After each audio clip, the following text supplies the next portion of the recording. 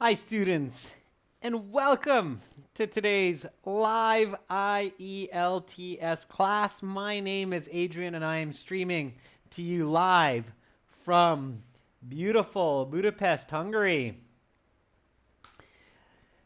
I hope everybody is having a fantastic day so far.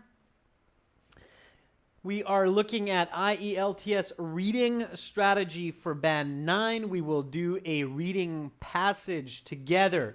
This is for the academic IELTS, but it could be the Section 3 passage for your general exam. Hi, Juan Pablo. Good to see you in class. As always, hi, Vinay, SK, Samantha. Good to see you. Amarjeet. Members, always fantastic when you're in class. Excellent. Very importantly, students, our materials come from our premium study websites, aehelp.com for academic IELTS and gieltshelp.com for the general version of the exam. Again, aehelp.com, gieltshelp.com. And even more exciting is our new app for our academic IELTS. Look for our Shield in your iTunes and Play Store. Search for academic IELTS help. The reading that you will see today, the audio that we will use for the reading today, you can get the same from our app. Okay, the app and the website are perfectly connected. You'll see that in a minute. Okay. Jungmin Yun, good to see you from Korea in class on time as usual. Fantastic. All right, students, if you have questions about the exam, about the reading section, about questions like true, false, not given, don't be shy. Send me an email, Adrian, Adrian, at aehelp.com. Okay. Kulwant Singh says, Sir, I got 7 band in reading only because of your strategies. Kulwant, thank you so much for sharing that. It's always encouraging to hear that our strategies are effective, and it also helps your fellow students to know that, yes, these strategies work when you practice them. Eva Kasa Salontai, good to see you in class, my fellow Hungarian countrywoman. All right, without further ado, let's get into some reading. Today, reading. Tomorrow, we'll do a task 2 finish and then a task 1 as well. All right, here we go. So, we are looking at this reading passage today called The London Underground. This is from our exam book 2, test number 4. This is reading passage 1, so it should be fairly straightforward. You're very welcome, Kulwant. All right, I am having a great day, but thank you. So, the Underground, of course, it's also known as a subway. In the UK, they call it the Tube, basically a train that runs underground. Another way to call it is the metro line, of course. All right. So here we have this London Underground. Let's take a look at the questions. We know what we're talking about. Let's see what the questions are. This is the same strategy that you should follow in the official IELTS exam. This is a yes, no, not given question. Do the following statements agree with the claims of the writer? Yes, if the statement agrees with the claims. No, if the statement contradicts. It means the opposite of what the writer is saying. And not given if it's impossible to say what the writer thinks, regardless of if it's true or not. Okay? Should I review this question before the passage? I know it's a question that many of you have heard lots of times, but it's good to remember this. So should I review yes, no, not given, true, false, not given questions before I read the passage? This is very important strategy. It saves you time and it saves you sanity, your thinking. Okay. So yes, no, not given, strategy. Of course, it's the same for true, false, not given.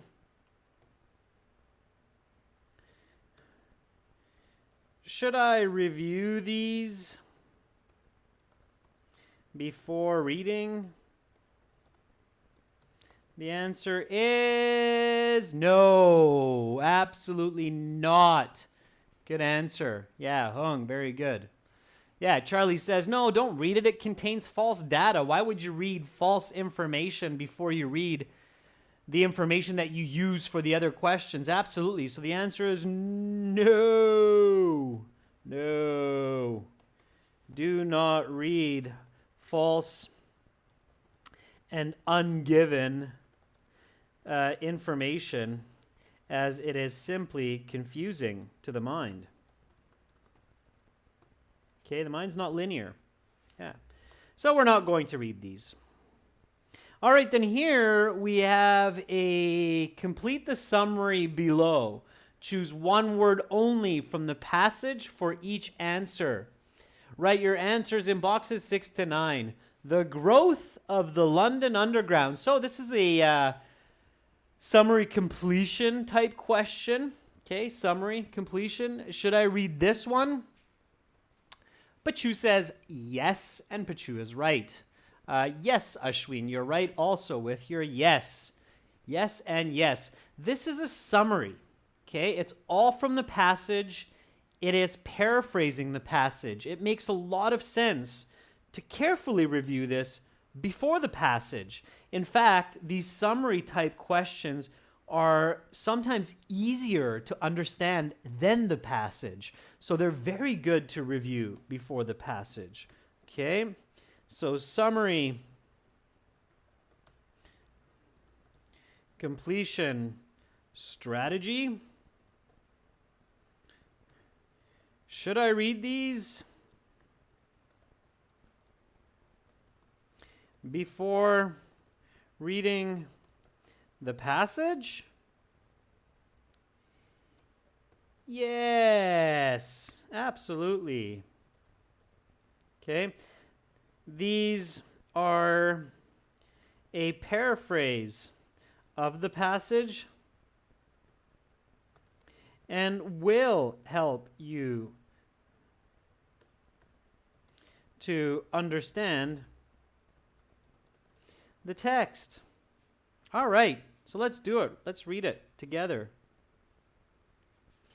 Here we go. Read with me. Students, this is a reading class, so read with me, please, nice and loud. Read aloud. Aloud, okay? So if possible, read so you can hear yourself. All right, here we go. The growth of the London Underground. Again, that's the metro, the subway, the tube. The first line of the Underground was constructed in 1863, and over the next something decades, additional lines would increase the breadth of the system's reach. By the start of World War I, the central part of London was completely covered. Through the mid-20th century, the focus was on making the system available to those living in the city. Before 1933, there were many governing bodies. These were companies with their own contracts and land.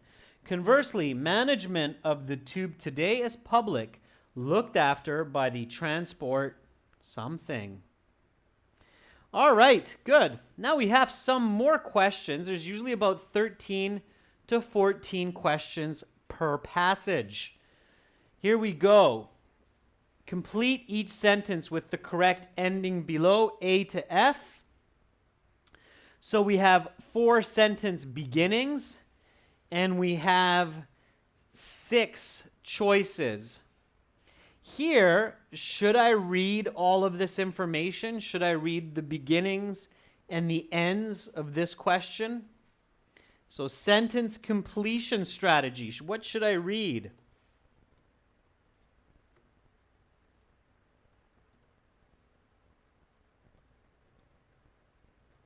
Sentence completion strategy.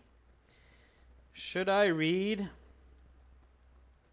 the sentence beginnings and endings before the passage?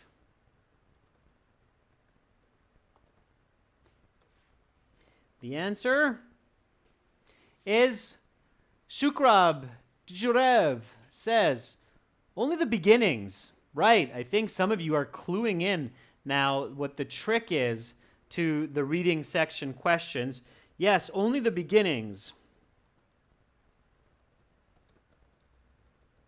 Why? Because this information is clearly in the passage. Okay? So generally, the big tip for reading is read only parts or questions.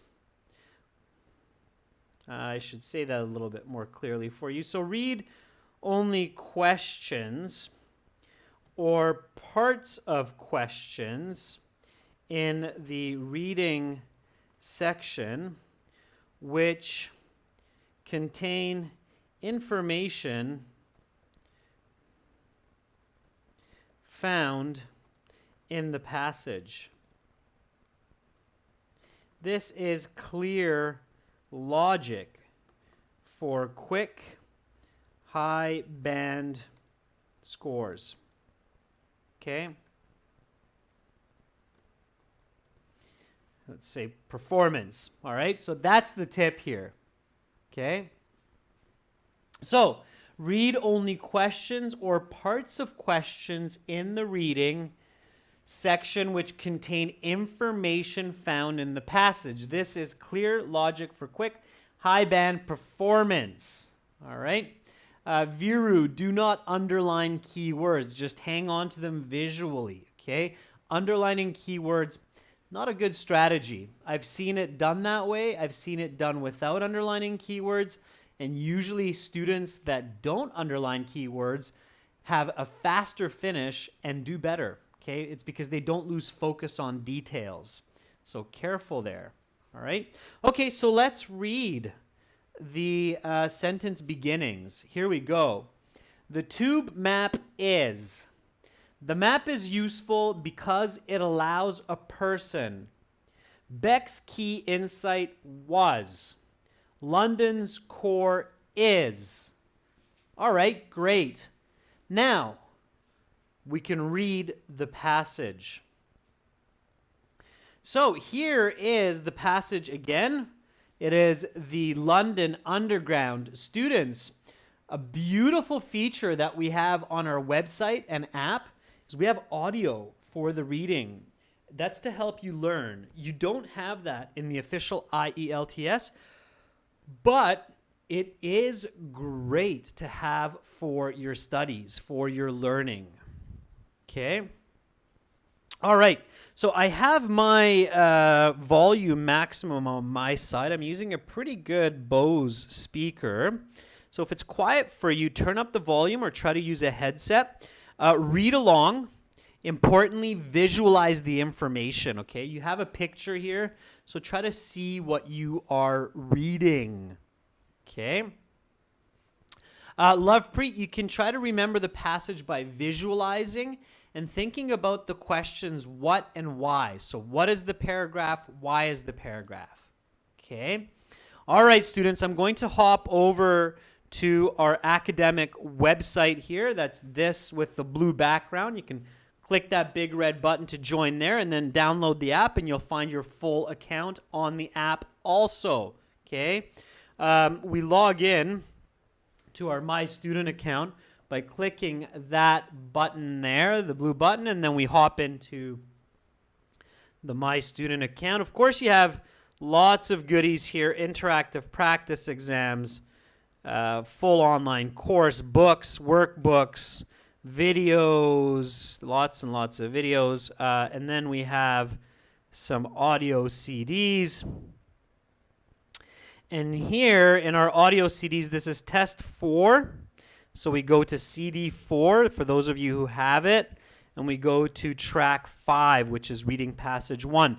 Okay, everyone, get ready to read. This is a native British speaker reading the passage with you, not for you, but with you. Okay, here we go. London Underground. One of the most notable aspects of London, the Underground, or Tube, is also one of the most utilised by locals and visitors alike. Over 1.3 billion passengers use the London Underground every year. If you have ever visited the city, it is very likely that you have been told to mind the gap. In continuous operation for over 150 years, the London Underground began as just one line run by a private corporation. Today, the system is publicly owned and is comprised of 11 separate lines. The growth and development of the Underground has mirrored London's development as, first, an industrial powerhouse, and second, a financial and tourism centre. Great Britain was the epicentre of the Industrial Revolution in the 18th and 19th centuries. Cities like Glasgow, Birmingham, and London gave birth to inventions such as the steam engine, which revolutionised transportation and travel. People began to flock to these cities for jobs, opportunity, and prosperity. London was the destination of choice for many of these people. In 1800, at the beginning of the Industrial Revolution, the population of London was less than 1 million people. By 1900, that number would balloon to over 6.5 million people. There were many factors which contributed to this growth, not least of which was improved sanitation. But one factor in particular allowed for the mobility of those people across the ever-expanding city, the construction and development of the London Underground. The first line was constructed in 1863. Over the next 50 years, many more lines would be added, resulting in the virtual blanketing of central London by the start of the First World War. Through the interwar period and mid-20th century, the focus for the subway developers was extending the network to the suburbs of London, where an increasing number of Londoners were now residing. Interestingly, it wasn't until 1933 that the developers of the network unified into a single governing body. Until that time, there were a host of private companies competing for contracts, land, and customers. Today, the London Underground is owned and operated by the London Transport Authority, Transport for London. Perhaps the most recognisable symbol of the London Underground is the tube map, designed in 1931 by Underground employee Harry Beck. With its many colourful lines and intricate details, the tube map is not only useful, but aesthetically pleasing as well. Indeed, a print copy of the tube map is a popular souvenir for tourists to put on their walls back home. That it is artful is, however, only part of its appeal. The tube map is incredibly useful. Just a moment spent looking at the map can help you determine how to get from any point in London to any other point. Beck was able to accomplish this by realizing that the map did not need to exactly match the reality of the tube geography. For instance, a line may go through all sorts of turns through its route, yet on the map it is represented as a straight line. This simplification worried the Underground management in 1931, but soon enough, the tube map became a sensation, both for its usefulness and its elegant design. Today, the tube is used more than ever, and London continues to grow. With the centre of London becoming a financial hub over the past 50 years, more and more jobs have been created in the English capital. While this has in some sense hollowed out the core of London, it has also highlighted the need for more lines to service the ever-increasing number of London suburbs. Additionally, tourism to London has never been higher. Well over 30 million people visited the city in 2015, each of whom undoubtedly at some point used the venerable London Underground.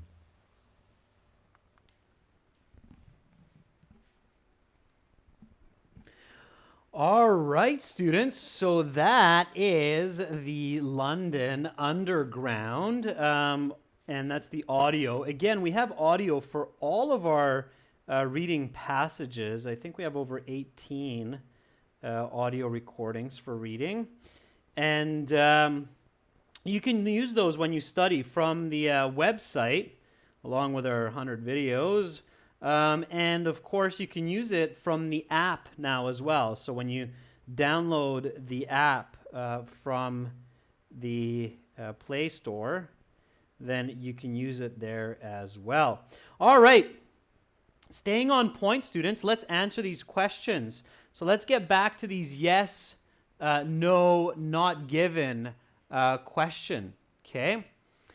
All right, Paras, this is a live class. If you're noticing lagging, it's not about us. It's YouTube. It's not perfect technology yet. All right. So yes, no, not given needs computer logic. If this, then that. First question, we need to figure out if the statement is important for the passage. If it's important, then it's going to be given. If it's not important, then it will not be given. Okay? So, first question is, over 1 million passengers use the tube each year. Is it important to know how many people use the London Underground every year? Is that important? That's the question you should be asking yourself first of all for number one. So, is it important to know how many people use it each year? Yes, it is. So, many of you are saying, yes, absolutely, it is. Okay? So, yeah, it's important. Okay? So, if it's important,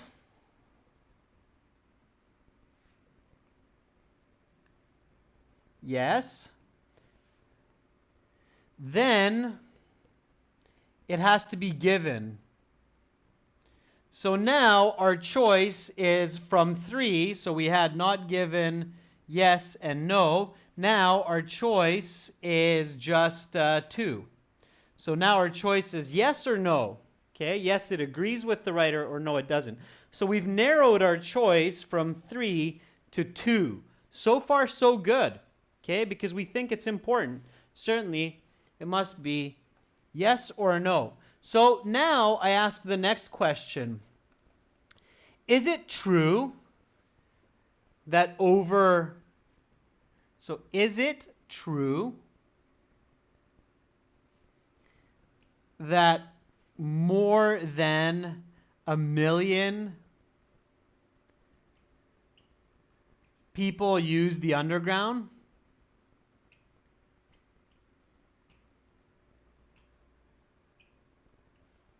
So is that true?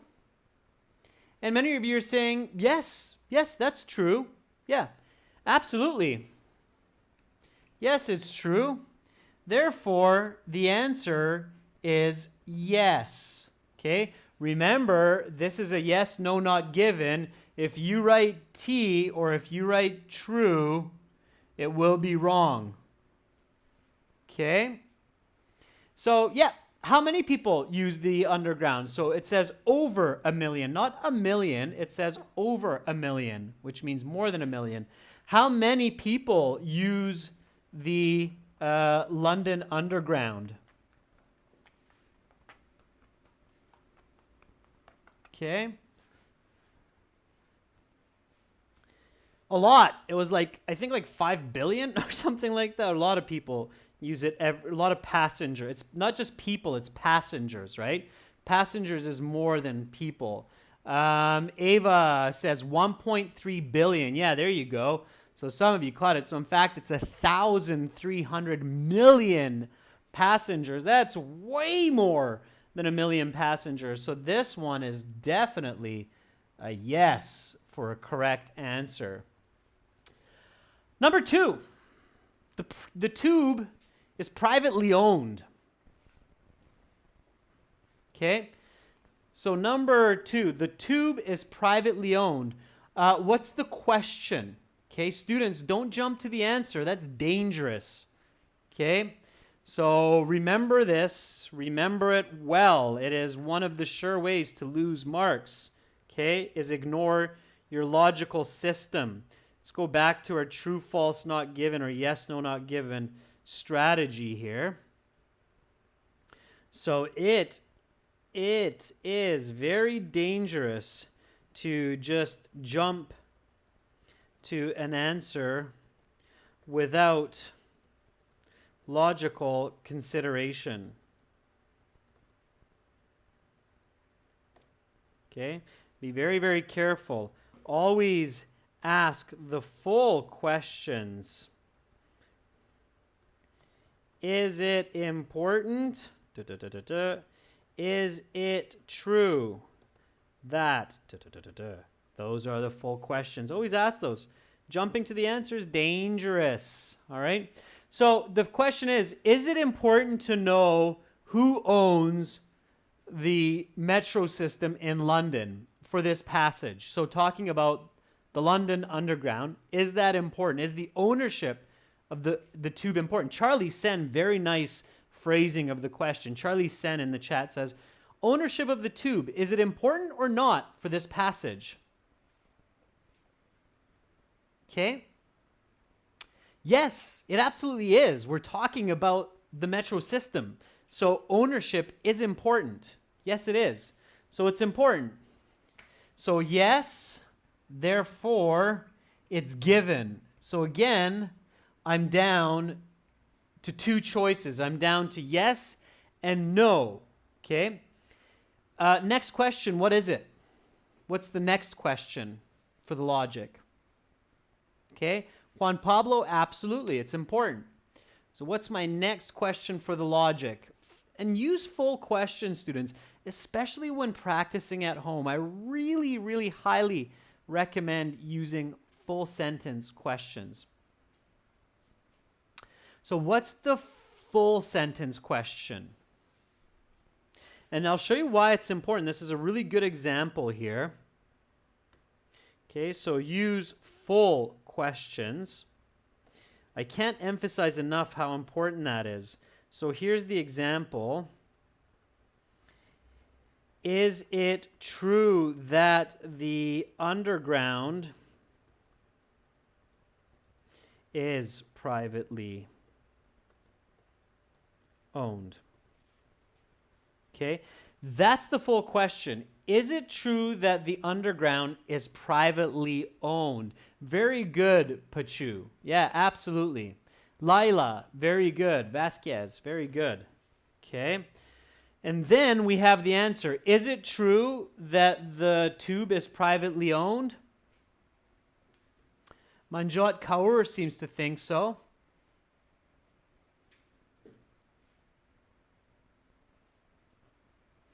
Jun Min-yoon says, yes, about the corporation, it was underground. Yeah, so the correct answer, Amina says no, no. And the correct answer is no.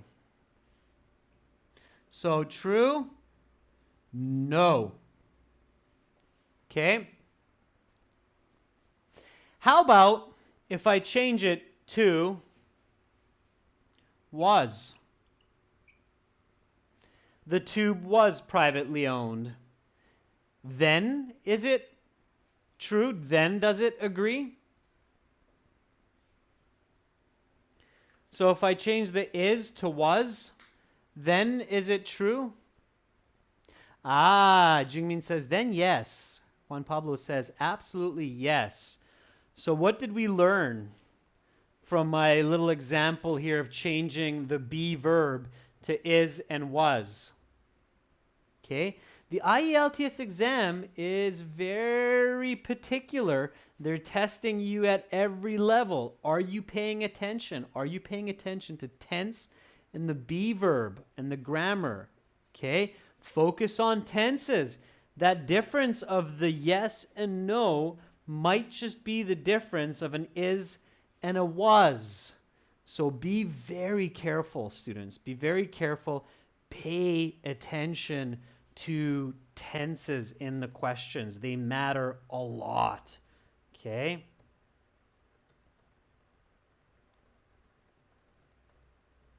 So when you ask your question, is it true that the underground, make sure your question has the same tense. That's why it's important to ask the full sentence question so you can reflect the same tense in your question as the statement. Does that make sense? So that little hint I just gave you, does it make sense? Say it one more time. When you ask the full question from the statement, be sure to have the same verb tense in your question. That will really help you figure out the correct answer. Okay, very important. All right. Now that we have a clear idea of how to do these, let's go through the rest of them. Here we go. So the second one, as we just discussed, is a no. Number 3, the steam engine was invented in London.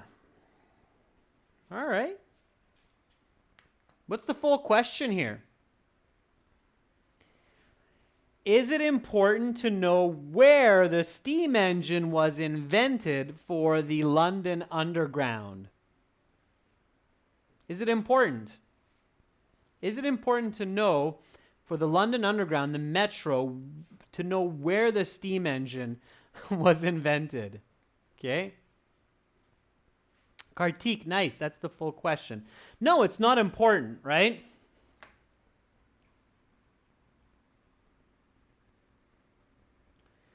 So, therefore, the answer is not given. Now, some students might think, well, yeah, but we have to know where the steam engine was invented because it's a train, right? But don't forget, students, be clever, visualize. Did we use steam engines for the subway? So do you think we ever used the steam engine for the subway? A steam engine is the old train, right? So those old trains with the big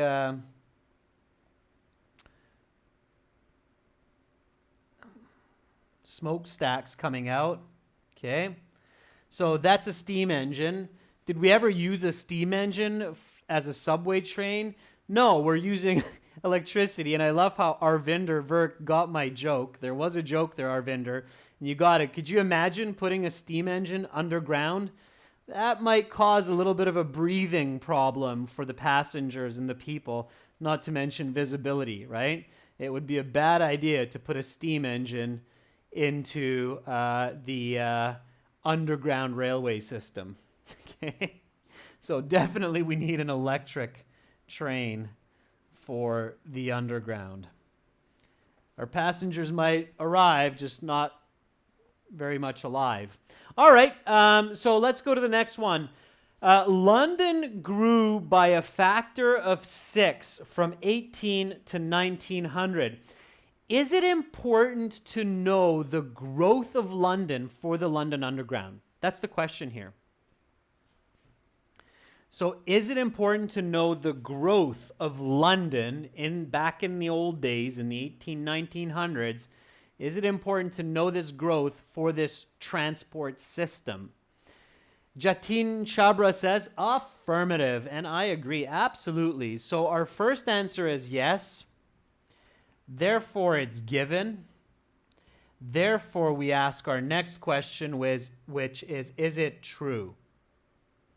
So full sentence, is it true that London grew by a factor of 6 from the 18 to 1900s? Is that true? DJ Spinbad Jr., yeah, absolutely it's relevant because a railway system, think about it, a railway system like the London Underground supports the growth of a city. We use mass transport systems to support the growth of a city. It's very important. Is it true? Yes, it is. Okay, yes, it is.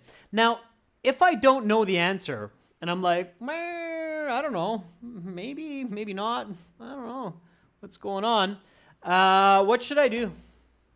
So I know that it's given, which is a very good sign, okay? If I know that the answer is given, I know that it's somewhere in the text. So that's a lot of help to know that it's in the text, because I never want to search for not given answers, right?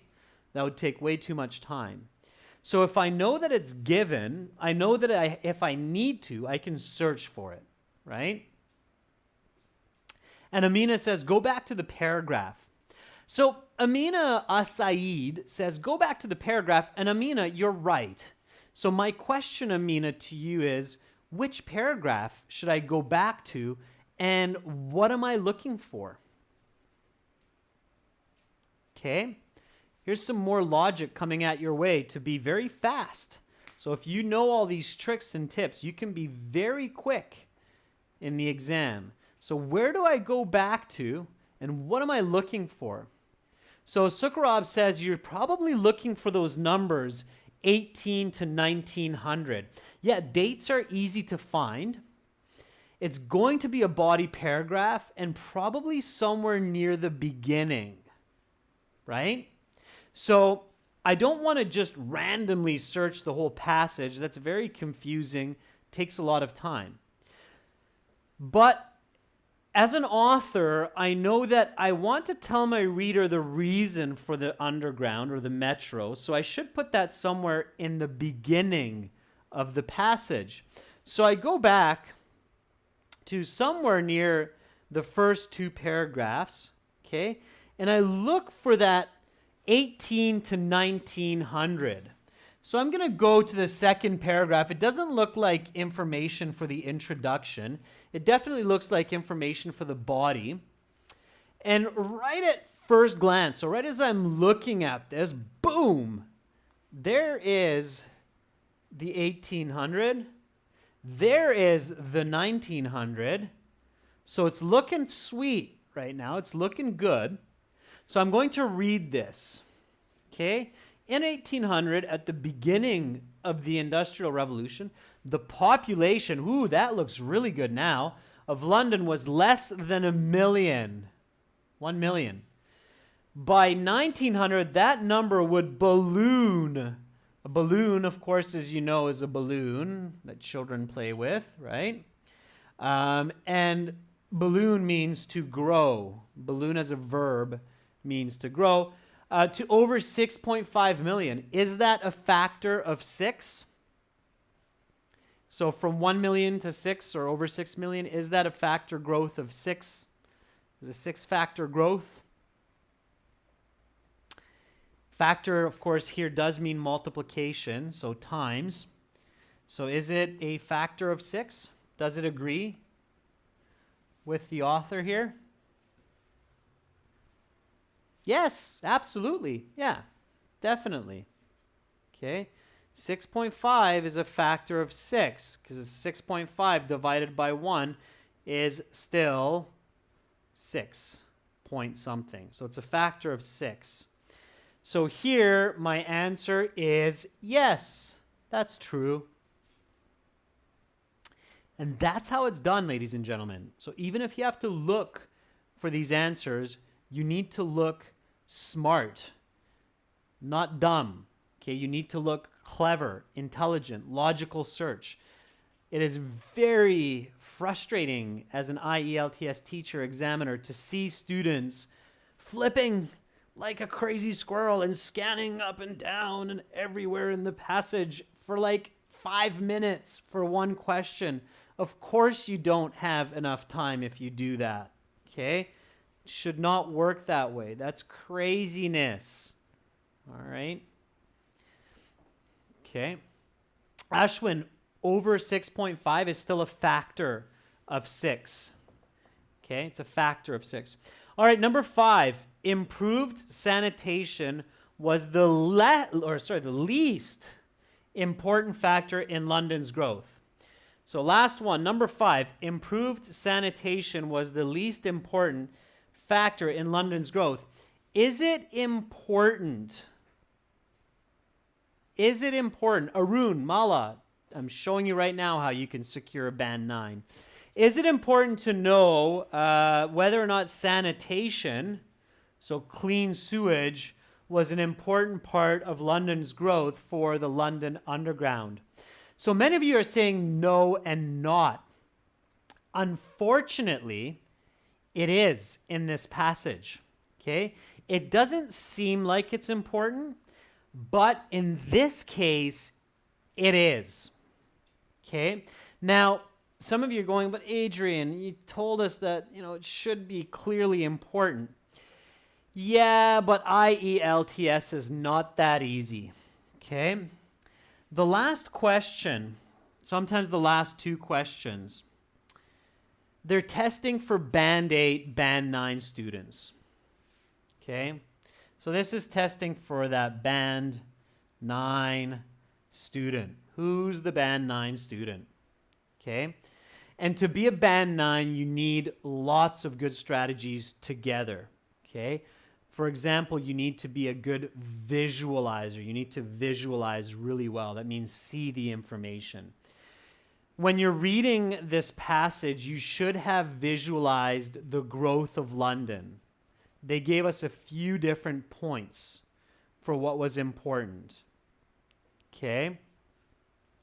So this is a little bit tricky, okay, because this is given, right?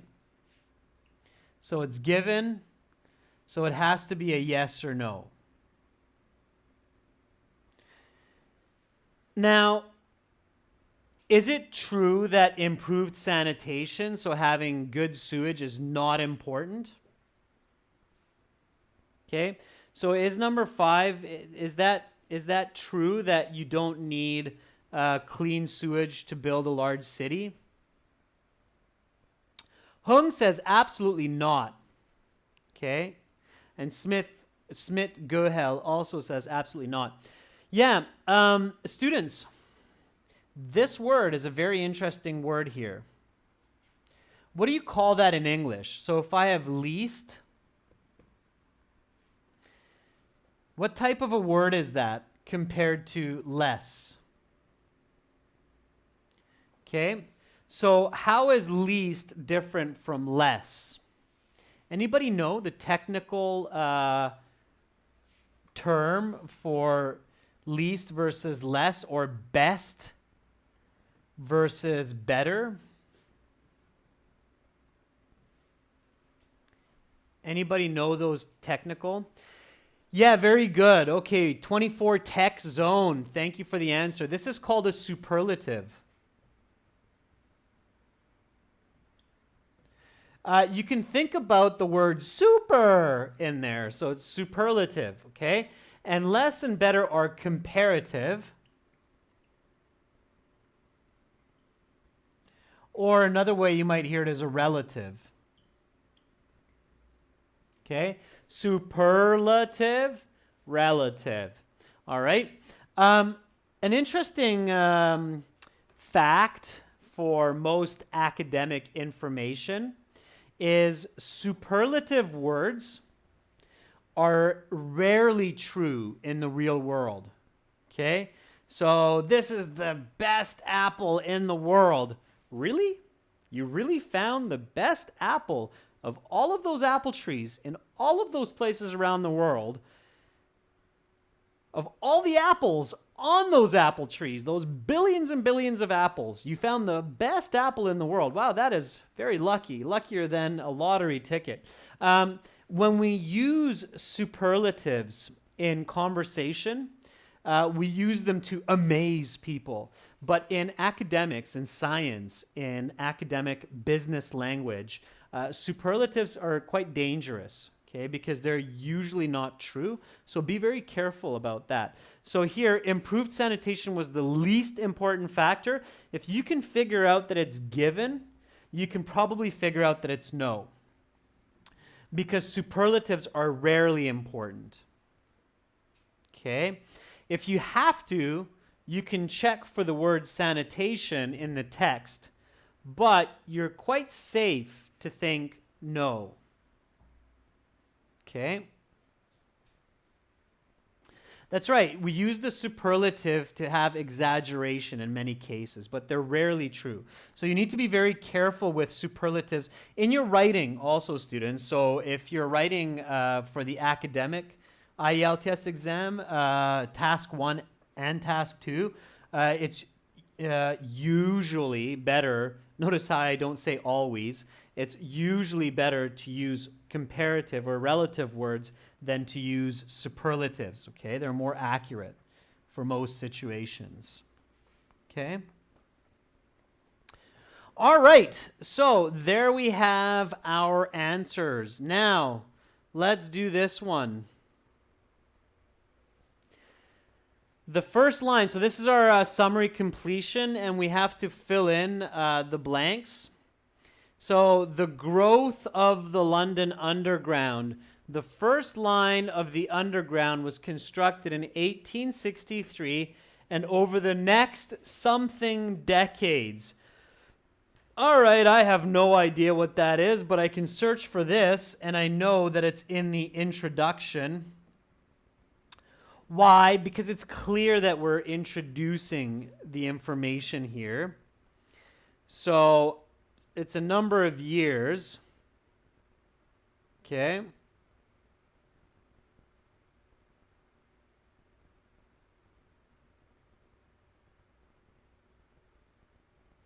So it's got to be somewhere in the beginning here, right? So sorry, here we go. There we go. A little bit lower. It's not the introduction. Still in the beginning, though. All right. Specifically, I'm looking for this year because this year is very easy to find with my eyes. So the first line was constructed in 1863. Over the next 50 years, many more lines would be added. Okay, so the correct answer for the space number 6 is the first line of the Underground was constructed in 1863, and over the next something decades. How many decades? 5 decades. Very good. So the missing word is 5. Okay. Make sure that in blank 6 in your answer key, so you have blank 6 here. Okay. Make sure you just write the word 5, or even better is just the number. Okay. Okay, so don't do a number because it says choose one word only. So it says one word only from the passage. So there's only one word here. So the best is just to stay with 5. Okay. And don't write the word decades. If you write decades, it's going to be wrong because it's 2 words. Okay. They give you the word decades. So just have the word 5 only. Okay. And yes, it is okay to use all capitals. So you can do this. Okay, that's fine. All right. Okay, let's keep going. Additional lines would increase the breadth of the system's reach. By the start of World War I, the central part of London was completely covered. Through the mid-20th century, the focus was on making the system available to those living in something of the city. So the mid-20th century. Mid-20th century is the 1950s. Okay. Those living in what part of the city? This one you should be able to figure out. Fat, if you write the number 5, I think they might give it to you, to be honest. But it might be safer to just write the word 5 for the previous question. Okay. Hung says suburbs. Yeah, Jatinder says 5 is a number, not a word. That's the problem, right? It doesn't say number or a word. So suburbs. Yeah, Hung, very good. So you should be able to figure out that this is suburbs. Okay. Suburbs. DJ Spinbud, very good. Suburbs, for those of you who don't know, so if this is the city center, it's downtown. when you go outside of the city center where you have all of your houses. Okay. That is the suburbs. So this is the urban area. Sub meaning under, so this is the suburban area. Okay, is that clear now for a lot of you? So clearly during the 1800s, the metro lines, they covered all of these downtown regions. And then in the 20th century, visually, you can see that they started to cover the suburbs of London like that. Okay? All right. So also another way to say suburbs is the outskirts of the city. The outskirts of the city. Okay? All right, before 1933, there were many governing bodies. These were something companies. Again, this is a fairly easy question if you're thinking logical. What goes here? So these were something companies with their own contracts and land. Yeah, private, of course, private. It's not a public company, it's a private company. So private. Yeah, these were private companies. Exactly. All right. Conversely, management of the tube today is public, looked after by the transport, what? Number 9, anybody remember? So who owns the London Underground today? Looked after by the transport. Again, it's a simple word.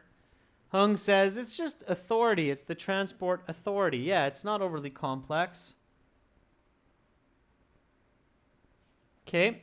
Now, if I have to search for this information, if you're like, yeah, great, Adrian, but you're a native speaker of English, you understood that. This is what you teach, you remember it. Don't worry, don't panic. Just go back and look for this information in the correct place. So if you have to look back at the passage, then we go back to this little paragraph here that talks about where the lines were added. So we're summarizing this here. That last question should be somewhere near the end. So today, the London Underground is owned and operated by the London Transport Authority, Transport for London. So there you go, Transport Authority. Okay, so you can find it. Summaries are coming from the same place. All right. Okay. All right, students. So we have one more set of questions. The matching sentence endings. So here they are. The tube map is. The map is useful because it allows a person. Beck's key insight was, and London's core is. And here are the possible 6 answer choices.